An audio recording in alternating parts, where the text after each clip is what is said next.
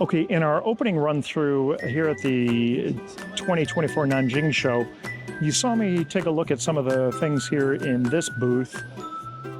I'm reading that as chaos art. It might be Chao's art. You can never really tell, or at least I can't tell yet. But I felt that it's worth it to come back here and take a look at some of the other things that they have on exhibit. So let's go take a look, because I think you're going to enjoy this. Okay, coming into, let's just call it chaos art for sake of conversation, the first thing that you really note is this enormous amethyst crystal that they have right in the center, completely in the open. Remarkable, more for its size rather than the color and quality of the piece, but still very enjoyable to look at. I'm glad that they have this here. That's kind of a nice fun piece. We're going to do a flyover a la Star Wars. All right, let's go take a look at some of these other display cases that they have here. Again, we see the wooden bases showing a really nicely colored amethyst geode cut open to represent possibly the number 8, which I believe is a very auspicious number in the Chinese culture here. Here is yet another very, very sculptural piece here. I love the lines on this. The wiggly cloud, perhaps snake, perhaps dragon, but also accenting this great fluorite piece there. Moving a little bit more in, we've got kind of an amethyst almost plate here, and I say that in a dinner plate sense, and that is a Brazilian amethyst. They're very nicely displayed. I'm going to kill the light so that we minimize the reflection, and now we're kind of in the back area here, and this is what's amazing to me. In the front, you have these pieces that are very kind of Chinese-esque in terms of the style that we are identifying that they collect. But here you come in the back and you see these cases with these minerals in it that this would not be out of place at all in like the old Westward Look show or in a Tucson Fine Mineral Gallery room or somewhere up at Mineral City. This is a very modern, very, very contemporary American/European way of exhibiting these pieces, and some of these pieces are actually quite nice. And I mean, that calcite right there, that's a Chinese calcite, and the way that it's lit and the way that that center calcite is just glowing within that piece is superb. I'm really in love with that. And so, you know, look at that fluorite piece. God, that is something. And that, again, is Fujian Province, China. But look at that. I could definitely see that in any of the major mineral dealers' rooms. Spectacular piece. Very, very sculptural. We're going to go to this case here. Man, you want to talk about green? Look at that. Hunan Province. Wonderful fluorite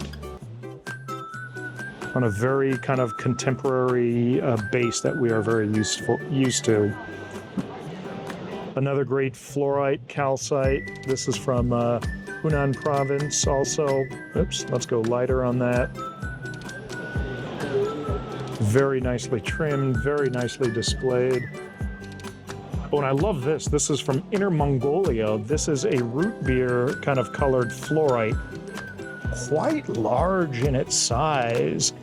And as far as I can see, really no damage to that. That is a neat piece. Very unusual color. I really, really appreciate that. And so far it looks like all of these are Chinese pieces. That is a Chinese apophyllite. I love the little blades on that.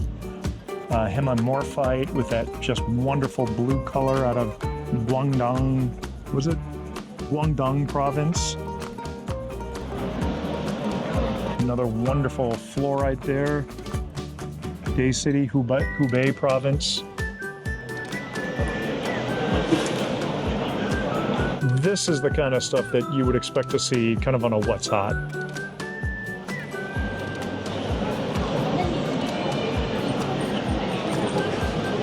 And again, just wonderful, wonderful display cases.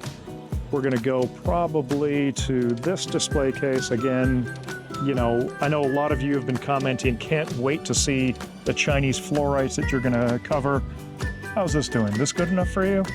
Good God, look at that. Spectacular. I love the very, very interesting color zoning. You've got the green and the blues, and they're very sharp lines of demarcation along the edge of the fluorite crystals there. You see that really, really sharp color zoning that transitions from the green to the blue almost immediately. Superb. And then you look at this calcite, that just such a delicate pink color. Wonderful piece. More fluorites here. That's a fluorite on scheelite, and that is from Hunan province. That's a wonderful piece as well.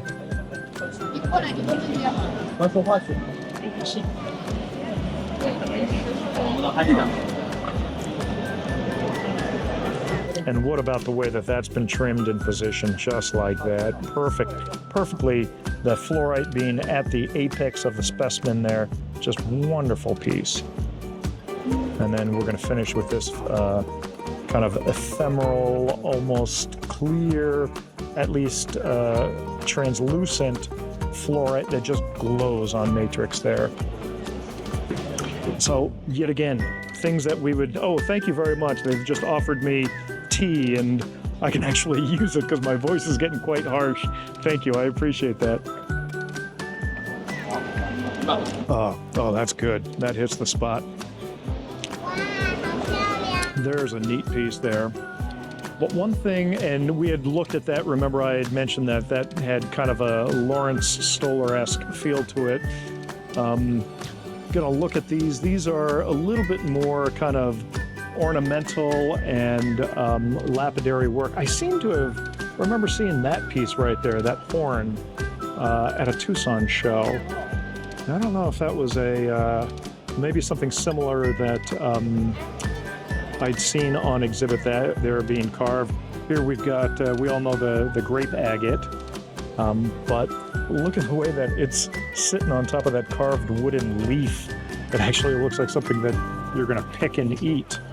And kind of the dynamic sculptural aspect of that amethyst there. Again, Chinese amethyst. We've got people appreciating that. I think the little girl is identifying the butterfly that she sees there. Some neat pieces here. But one thing I really wanted everybody to see, and I've been saving this for the last because I am so enthralled with this piece. Here is a malachite from the Congo on a wooden base, but look at the dynamics of that. I mean, talk about just making it feel like a wave. And yeah, I'm from Hawaii, so I always got the ocean on my mind. Plus, I'm a crazy scuba diver. But I look at that and I say, that really speaks to me. I love that piece. I don't think I've ever seen a piece, a malachite piece, as sculptural and dynamic as that. I'm just blown away by that. Perhaps one of my favorite pieces that I've seen in the entire show. And I love this. I'm going to pan out a little bit so that you can see how people are just, you know, just drawn to that. Just super, super, super pieces. So that is it. That is chaos art, Chow's art, I'm not sure. But either way, something really worth seeing.